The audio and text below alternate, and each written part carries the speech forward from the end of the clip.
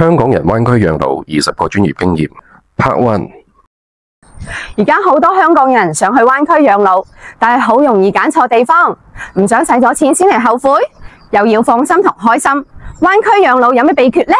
我哋為大家總結咗20條專業經驗，記住收藏呢條視頻，以後選擇養老機構一定幫到你。第一，要香港公司港式服務，好老實啦。養老最講究嘅唔係硬淨得唔得，而係服務質素。所以喺灣區養老，我建議大家都係揀返香港公司喺內地開設嘅機構，服務有保證之餘，更加符合港人嘅品味同要求，仲可以提供兩地服務哦，咁就方便又放心啦。第二，要市中心，唔要其他區域。記住一個原則，養老唔係坐監，一定唔可以離開生活便利嘅地方。衣食住行樂都要方便。而家大部分嘅養老機構都係啲比較偏遠嘅地方，周圍連食個宵夜嘅地方都冇，喺呢啲冇人間煙火嘅地方養老，人都屈出病啦。所以養老最好揀喺市中心嘅機構，如果樓下有大型嘅商場，咁就 perfect 啦。第三，要大細適中嘅，唔要太大，亦都唔要太細。選擇養老機構最大嘅誤區就係以為大就係好，其實業內人士最清楚，規模大嘅機構缺點多，就係裏面嘅老人亦都自然會多，人一多嘅話，服務質量自然就會下降。想做高端嘅都係呃自己嘅啫，我諗你都唔想個會所變成街市啩。所以超過500個床位嘅機構，我建議慎重考慮。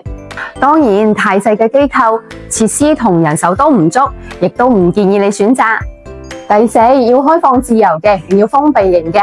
選擇養老機構之前，最簡單嘅方法就係睇下個機構外圍有冇圍欄或者圍牆圍住，出入探訪係咪要登記？如果係，就等於與世隔絕，喺度養老日日見住都係嗰班老人家，出去唔方便，朋友嚟亦都唔方便，養老就好似坐監咁，再高級都冇用啦。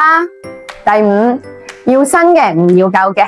舊嘅老人院一張床都唔知瞓過幾多人，可能嗰個啱啱走咗，輪到下一個瞓，所以最好係全新嘅裝修嘅房間。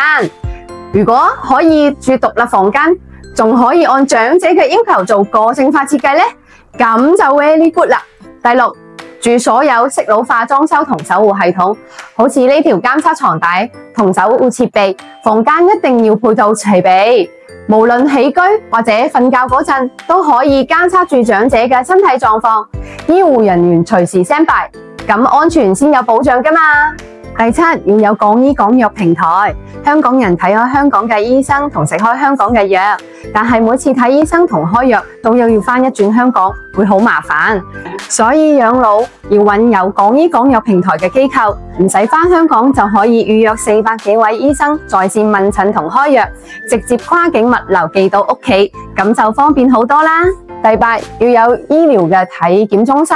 灣區選擇養老機構，除咗要有港醫港藥之外呢，仲要睇下有冇配套大型嘅醫療體檢中心，例如有冇 CT、X-ray、B 超、心電圖呢啲專業嘅體檢設備同埋醫療配套。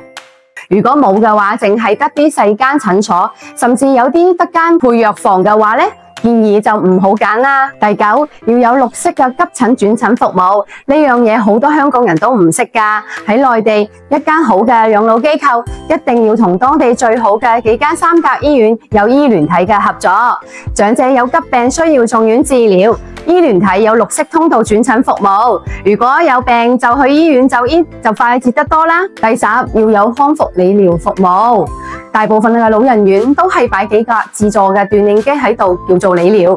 而好嘅機構就一定要有康復理療部啦，有專業嘅理療師提供1對1嘅專業身體放鬆、各種理療推拿、按摩嘅養老。你話舒唔舒服呢？